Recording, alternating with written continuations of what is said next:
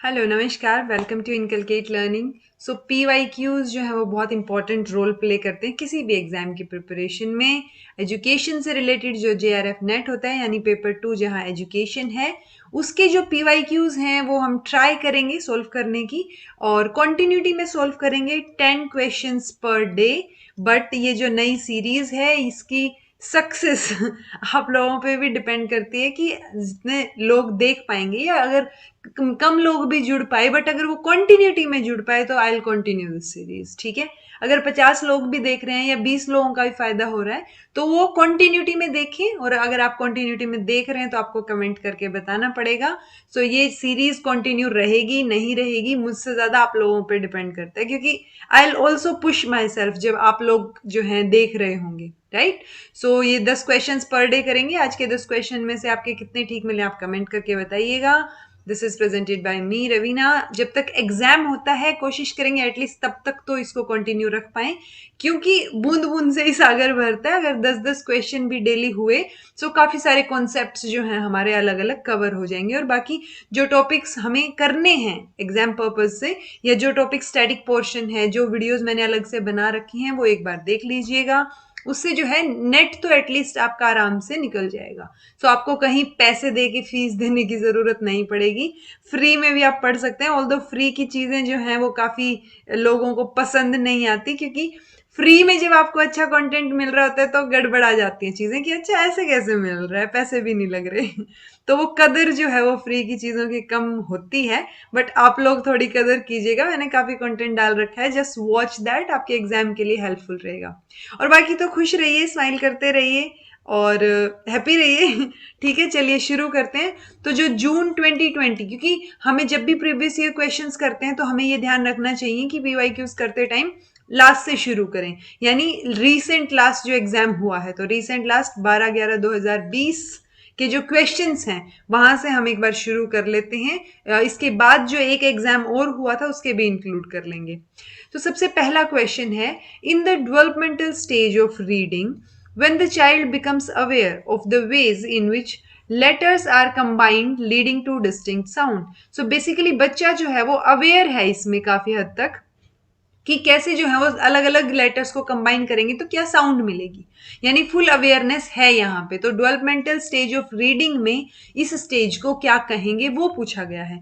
तो ये बात ध्यान रखिए कि स्टेज ऑफ रीडिंग से रिलेटेड आपको बहुत सारे मॉडल्स, बहुत सारी थियरीज मिल जाएंगी, बट जो फेमस हैं थोड़ी सी, जिनके बारे में क्वेश्चन पूछा गया है, हमें वो करना है। अब ऐसा नहीं करना है कि आप जो है इस क्वेश्चन को देख के बिल्कुल पीछे ही पड़ जाएं कि रीडिंग से रिलेटेड जितने भी थियरीज या मॉडल्स हैं सब करेंगे, ठीक है, दैट्स नॉट नेसेसरी। हाँ, आप थोड़ा थोड़ा प्रीवियस ईयर के हिसाब से चीजों को कर लीजिए।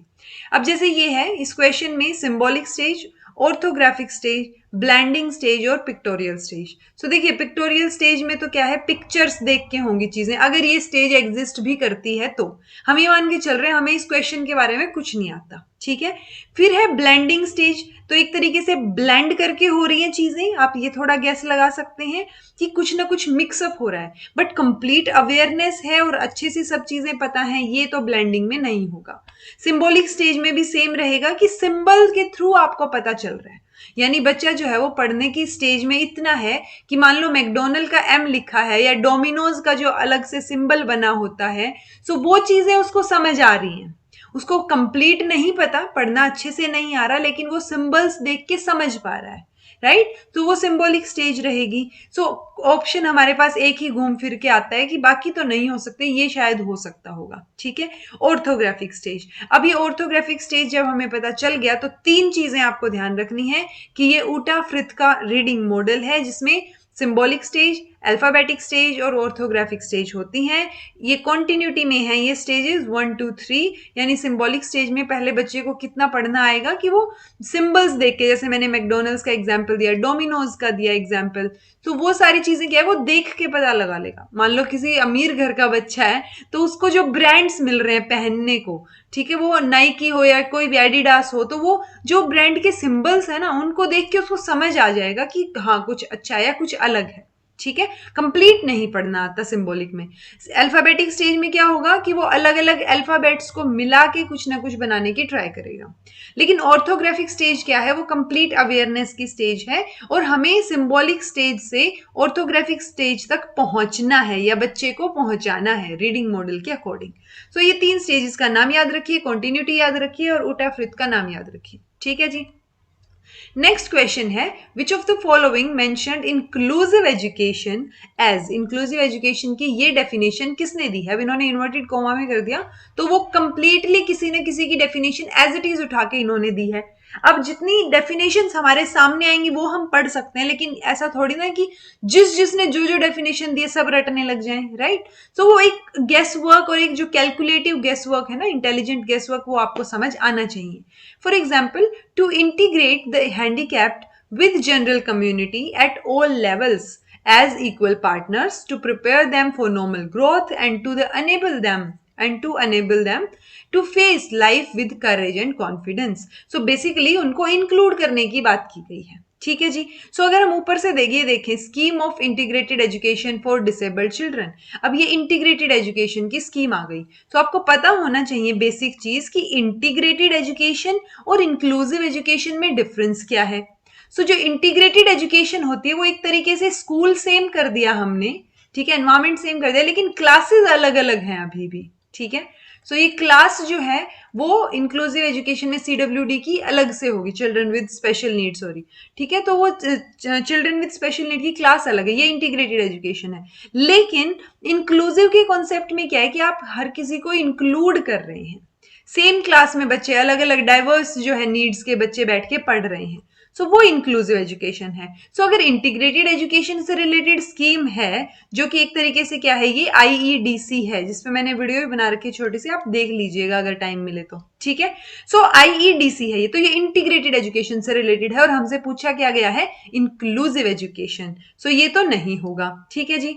नेशनल एजुकेशन पॉलिसी 1986, इसके पूरे चांसेस हैं। क्यों है? क्योंकि इन्होंने क्या बात की थी, एजुकेशन फॉर ऑल।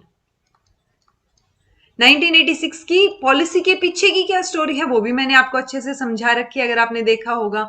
सो ये क्वेश्चन का आंसर जो है वो लग रहा है, क्योंकि रिहेबिलिटेशन काउंसिल ऑफ इंडिया जो है वो बेसिकली मेजर तौर पे क्या करते हैं वो लोग, वो ध्यान रखते हैं चीजों का। यानी कि जैसे रिसोर्स टीचर है या कोई भी अगर उनको पढ़ा रहा है चिल्ड्रन विद स्पेशल नीड को, तो उनका ध्यान रखना कि वो ट्रेंड हैं प्रोफेशनली या नहीं है, वो रजिस्टर्ड हैं या नहीं है। सो वो सारी चीजों का ध्यान रखने का काम मेजर तौर पे करते हैं। World declaration on education for all, तो ये वाली में भी हो सकती हैं चीजें, बट ये जो इंक्लूसिव एजुकेशन के चांसेस हैं, यहाँ से एक हमने एलिमिनेट कर दिया और उसके बाद आंसर हमारा रहेगा 1986 की पॉलिसी, क्योंकि उन्होंने हर किसी के एजुकेशन की बात की थी और उन्होंने ये बात की थी कि इकोनॉमी वाइज या जो भी बैकवर्ड सेक्शन है उनको भी इंक्लूड किया जाए। ठीक है, सो हर किसी को इंक्लूड करने की इन्होंने बात की थी, इंक्लूडिंग हैंडीकैप। ठीक है जी। नेक्स्ट है सर्व शिक्षा अभियान adopted which of the following. तो कौन सी पॉलिसी सर्व शिक्षा अभियान ने अडॉप्ट की है? सर्व शिक्षा अभियान के ऊपर भी मैंने आपको बहुत शॉर्ट में अच्छे से समझा रखा है, अगर आपने वो वीडियो भी देखी होगी तो आपको आंसर पता होगा। आंसर क्या है फिर? Zero resource room policy, zero rejection policy, zero acceptance policy, zero home based education policy. Home based education policy मतलब कि किसी को घर पे जाके शिक्षा नहीं देनी, जीरो कर दिया उसको। एक्सेप्ट नहीं कर रहे हो आप कहीं ना कहीं, तो जीरो एक्सेप्टेंस पॉलिसी हो गई। जीरो रिजेक्शन मतलब किसी को रिजेक्ट नहीं करना है। या फिर जीरो रिसोर्स रूम पॉलिसी की कोई रिसोर्स रूम ही ना हो। ठीक है, सो ये सब पॉलिसीज का कोई लेना देना नहीं है। हमें रिजेक्ट नहीं करना है किसी को भी, हर किसी को इंक्लूड करके चलना है। सर्व शिक्षा यानी सभी को शिक्षा मिलनी चाहिए, तो ये सर्व मतलब सभी जो है, ये वर्ड आपने ध्यान रखना है। ठीक है, जीरो रिजेक्शन पॉलिसी जो है वो इसका आंसर रहेगा। In UNCRPD, United Nations convention, as the right of persons with disability. तो एक तो आप ये फुल फॉर्म याद रखेंगे UNCRPD की, कई बार ये भी पूछ ली जाती है। दूसरा, इनकी रिपोर्ट के according right to education has been discussed in which article. तो इनकी रिपोर्ट के अकॉर्डिंग कौन से आर्टिकल में ये जो राइट टू एजुकेशन है वो इंक्लूडेड है?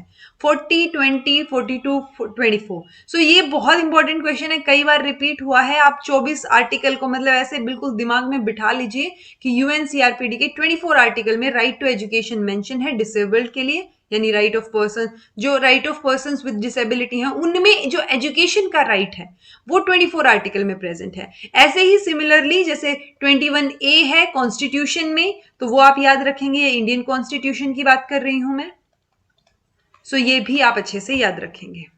तो 24 आर्टिकल जो है वो यूएनसीआरपीडी के अकॉर्डिंग है। For education of children with special needs the concept of inclusive education as laid down in SSA was based upon, किसके ऊपर बेस्ड था? सर्व शिक्षा अभियान का जो इंक्लूसिव एजुकेशन का कॉन्सेप्ट है, इंटीग्रेशन मॉडल, यानी कि इंटीग्रेटेड एजुकेशन होनी चाहिए और उनको इंटीग्रेट करना है सिस्टम में, ठीक है। Medical model, multi optional model, international model. So देखिए मेजर तौर पे सर्व शिक्षा अभियान किसकी बात करता है? एजुकेशन फॉर ऑल, यानी कि सर्व शिक्षा, ठीक है, एजुकेशन फॉर ऑल। सो इसमें चांसेस है हमारे पास, एक तो ऑप्शन हो कि इंक्लूसिव एजुकेशन, पर इन्होंने क्वेश्चन में ही इंक्लूसिव एजुकेशन का पूछ रखा है, सो हर एक ऑप्शन खुला रहना चाहिए। मल्टी ऑप्शन मॉडल की ये बात करते हैं, सर्व शिक्षा अभियान किसके ऊपर डिपेंड है? मल्टी ऑप्शन मॉडल के ऊपर, तो आंसर सी हो जाएगा। Which of the following OER, Open Educational Resources, comes under the ambit of Indian universities? So Open Educational Resources होते क्या हैं कि Open Resources है, मतलब जिनको आप एक्सेस कर सकते हैं, आप वहां से मटेरियल उठा सकते हैं, आप वहां से पढ़ सकते हैं देख के, ठीक है। सो सबसे फेमस तो ई ज्ञान कोश है। अगर आपने कभी भी कोई भी पीडीएफ वगैरह पक्का कहीं ना कहीं से डाउनलोड की होगी तो वो ई ज्ञान कोश से डाउनलोड कभी ना कभी जरूर की होगी, ठीक है। लेकिन अभी हमसे पूछा गया है कि इंडियन एम्बिट में कौन सी है, इंडियन यूनिवर्सिटीज के एम्बिट में, सो वो क्या है? ई ज्ञान कोश ही है। लेकिन हमें पता होना चाहिए कोर्सेरा, ईडीएसई, ओपन स्टैक्स ये कहां से बिलोंग करते हैं। तो कोर्सेरा है यूएस बेस्ड, ईडीएसई है फ्रेंच बेस्ड, ई ज्ञान कोश है इंडिया, इग्नू, इग्नू की फुल फॉर्म बताइएगा, ये जो यूनिवर्सिटी है हमारी ओपन यूनिवर्सिटी, सो मैंने ये ओपन यूनिवर्सिटी तो आपको बता ही दिया। ओपन स्टैक्स ये यूएस बेस्ड है। सो आज इग्नू, इस बार ई ज्ञान कोश पूछा है, कोई दूसरा पूछ लेंगे, कोर्सेरा पूछ लेंगे, काफी फेमस है। सो ये बाकियों के नाम जो है वो भी आपको पता होने चाहिए कि वो कहाँ से बेस्ड है, ठीक है। तो यूएस बेस्ड है, फ्रेंच बेस्ड है, ये भी यूएस बेस्ड है, ई ज्ञान कोश जो है वो इंडिया बेस्ड है। ओके इसका आंसर पहले से ही आपको दिख रहा है, लेकिन चलिए डिस्कशन कर लेते हैं। An inquiry oriented activity in which the information comes from the resources on the internet optimally supplemented with video conferencing is called, क्या बोलते हैं इसको? तो ये बोल रहे हैं कि एक इंक्वायरी ओरिएंटेड एक्टिविटी है, ठीक है, जिसमें इंफॉर्मेशन जो है वो कहां से आती है? इंटरनेट की रिसोर्सेज से आती है और एक ऑप्टिमम वे में वो सप्लीमेंट की तरह यूज की जाती है वीडियो कॉन्फ्रेंसिंग, ठीक है। सो इसका आंसर तो ऑब्वियसली वेब क्वेस्ट है। लेकिन वेब क्वेस्ट है क्या? सो वेब क्वेस्ट में क्या होता है कि टीचर्स जो हैं वो बच्चों को अलग अलग लिंक्स प्रोवाइड करते हैं। तो ये एक तो वेब बेस्ड लर्निंग हो गई, ठीक है। और आप क्या कर रहे हैं? अलग अलग रिसोर्सेज बच्चों को प्रोवाइड कर रहे हैं, पढ़ेंगे वो अपने हिसाब से, यानी इंडिविजुअल जो है INDIVIDUAL, तो इंडिविजुअल के बेसिस पे होंगी चीजें, ठीक है।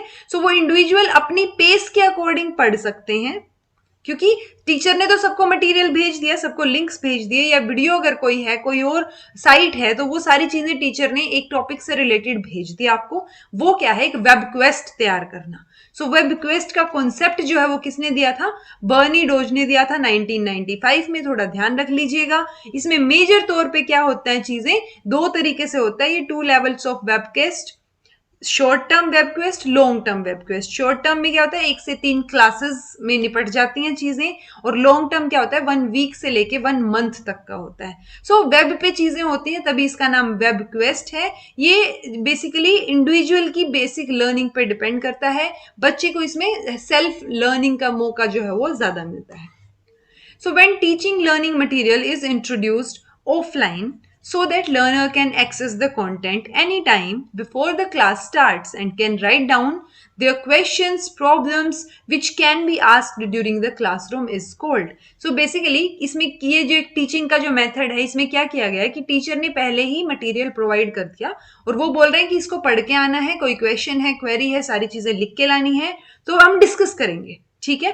सो ये इस तरीके का डिस्कशन है कि इसमें टाइम वेस्ट नहीं हो रहा है, कि टीचर सिर्फ ट्रांसफॉर्म नहीं कर रहा है, ट्रांसमिट नहीं कर रहा है इंफॉर्मेशन को, वो क्या कर रहे हैं? डिस्कशन कर रहे हैं, ठीक है। सो वर्चुअल क्लासरूम नहीं हो सकता, क्योंकि वर्चुअल क्लासरूम में क्या होता है कि बस पढ़ा दिया आपने, बस क्लासरूम सेम रहेगा, पढ़ाने का तरीका सेम रहेगा जो आपने ट्रेडिशनल क्लासरूम में अपनाया था, लेकिन वर्चुअल हो रहा है, वो वेब पे हो रहा है, ऑनलाइन हो रहा है। ठीक है। गूगल क्लासरूम जो हम सबको पता है, जहां पे इंफॉर्मेशन डल सकती है। फ्लिप्ड क्लासरूम, ट्रेडिशनल क्लासरूम भी हम सबको पता है कि टीचर आया, पढ़ाया, इंफॉर्मेशन ट्रांसमिट की और चला गया। ठीक है। बट इसका आंसर रहेगा फ्लिप्ड क्लासरूम, क्योंकि हमने क्या किया है, जो ट्रेडिशनली चीजें चली आ रही थी कि टीचर आके पढ़ाएगा, बच्चों को इंफॉर्मेशन ट्रांसमिट करेगा, उसकी बजाय अब हमने फोकस किया है कि इंफॉर्मेशन उनके पास ऑलरेडी है, उनको जो दिक्कतें आ रही है, प्रॉब्लम्स जो आ रही है, उनको सॉल्व करने के लिए टीचर क्लास में आ रहा है। ठीक है। सो हमने क्लासरूम को फ्लिप कर दिया, इसलिए इसका आंसर क्या रहेगा, फ्लिप्ड क्लासरूम रहेगा। तो ये फ्लिप्ड क्लासरूम का कॉन्सेप्ट ध्यान रखिएगा, काफी इंटरेस्टिंग कॉन्सेप्ट है। एक और चीज जो याद रखने की है वो है एलिसन किंग की। एलिसन किंग जो लेडी है, उन्होंने 1993 में एक पब्लिकेशन दी, from sage on the stage to guide on the side. Sage on the stage मतलब जैसे टीचर सेंटर्ड लर्निंग होती है ना, कि टीचर खड़ा होकर इंफॉर्मेशन को ट्रांसमिट कर रहा है। सो हमें वहां से, यानी सेज ऑन द स्टेज की टीचर सेंटर्ड जो लर्निंग है हमारी, वहां से हमें कहां पे शिफ्ट होना है, गाइड ऑन द साइड। कि एक तो है कि टीचर सामने खड़ा होकर आपको इंफॉर्मेशन ट्रांसमिट कर रहा है, दूसरा है कि टीचर एक मेंटोर की तरह साइड में खड़ा होकर आपको समझा रहा है चीजें। साइड में खड़ा होना इन द सेंस फिजिकली खड़े होने की बात नहीं हो रही, गाइड करने की बात हो रही है। ठीक है। सो गाइड ऑन द साइड, की आपके साथ मिलके वो चीजें करवा रहे हैं। तो यहां पे क्या हुआ, टीचर सेंटर्ड से कहां शिफ्ट किया जा रहा है, लर्नर सेंटर्ड पे। ठीक है जी। सो उन्होंने डायरेक्टली नहीं बोला कि फ्लिप्ड क्लासरूम का कॉन्सेप्ट डायरेक्टली नहीं दिया, लेकिन कहीं ना कहीं इनडायरेक्टली मतलब हमें वही समझ आ रहा है। तो ये मत समझिएगा कि फ्लिप्ड क्लासरूम में एलिसन किंग का नाम याद रखना है, बट एक लर्नर सेंटर्ड एनवायरमेंट की जब बात होती है तब आप एलिसन किंग को ध्यान रख सकते हैं। फिर आता है next question, WBL stands for wide based learning, web based learning, web biased learning, biasness, web based listening. तो देखिए लिसनिंग तो होगा नहीं, तीन जगह लर्निंग आ गया, तो लर्निंग की बात हो रही होगी, लिसनिंग की नहीं होगी। बायसनेस हम वैसे ही शो नहीं करते, तो बायसनेस भी नहीं होगी। एक है वाइड, एक है वेब, तो वेब बेस्ड लर्निंग जो है वो इसका सही आंसर रहेगा। कंप्यूटर बेस्ड लर्निंग की ये बात होती है जिसमें यूजुअली जो है फेस टू फेस इंटरेक्शन के चांसेस कम होते हैं, हो सकता है कर भी सकते हैं ऑब्वियसली, जैसे गूगल क्लासरूम में कैमराज ऑन करवा लीजिए, हो गया web based learning. But major तौर पे जब आप वेबसाइट्स के थ्रू जाते हैं या गो थ्रू करते हैं सारी वेबसाइट्स को, इन्फॉर्मेशन निकालते हैं, सो वो वेब बेस्ड लर्निंग में आएगा। कंप्यूटर बेस्ड लर्निंग का एक टाइप है ये। For a group of adult learners, a trainer provides information to enable them to understand the information for indicating acceptability or non-acceptability of their responses. So basically एक adult learners का group है और trainer ने उनको क्या किया है, कुछ इंफॉर्मेशन प्रोवाइड की है। मान लो आप कहीं घूमने जा रहे हैं और एक ग्रुप है आपका, और ट्रेनर या इंस्ट्रक्टर जो है वो आपको इन्फॉर्मेशन देते हैं। ठीक है। अब वो इन्फॉर्मेशन किस लिए दी जा रही है, ताकि समझ सके, जो ट्रेनर है वो समझ सके कि आप उसको एक्सेप्ट कर पा रहे हैं, नहीं कर पा रहे हैं, रिस्पॉन्सेज क्या है। सो इसको टेक्निकली क्या बोलेंगे, this will be technically called providing prompts for emission of correct behavior, feedback of the given response, judging the value of information, information linkage device. So information linkage device की तो बात ही नहीं आई, उन्होंने सिर्फ उसको क्या है, इंफॉर्मेशन दी है। Judging the value of information, अब इंस्ट्रक्टर ही तभी हायर किया है ना, क्योंकि लर्नर को वो चीज नहीं पता, राइट। तो वो इंस्ट्रक्टर जो बताएगा उस इंफॉर्मेशन को जज करने का यहाँ पॉइंट ही नहीं उठ रहा। सो ये क्या रहेगा, फीडबैक देखने के लिए, कि feedback of the given response, कि हमें पता चल सके कि वो क्या एक्सेप्ट कर पा रहे हैं, नहीं कर पा रहे, क्या चीज हो रही है। ठीक है जी। सो ये 10 क्वेश्चंस थे। आपके 10 में से जो है वो कितने मार्क्स आए वो बताइएगा। मार्क्स मैटर नहीं करते, आपने पूरा डिस्कशन सुना है वो मैटर करता है, और आपको ये चीजें ध्यान रहेंगी। ठीक है। अगर आपको कुछ भी समझ ना आया हो तो कमेंट बॉक्स में कमेंट करके पूछ लीजिएगा, और आप ये कमेंट जरूर कीजिएगा कि इस सीरीज को कंटिन्यू किया जाना चाहिए या नहीं किया जाना चाहिए। ठीक है, क्योंकि आप लोगों के लिए वीडियोस डाल रही हूं मैं, सो आप लोगों को जो बेनिफिशियल लगेगा वो अपलोड करना ज्यादा बेटर है, ताकि ज्यादा से ज्यादा लोग उससे जुड़ पाए और ज्यादा से ज्यादा लोग उसको देख पाए, उनके लिए हेल्पफुल रहे। सो बाकी इसके अलावा तो आप बी हैप्पी, कीप स्माइलिंग और देखते रहिए इनकलकेट लर्निंग। चलिए फिर मिलते हैं नेक्स्ट कंटेंट वीडियो में। Thank you so much for watching.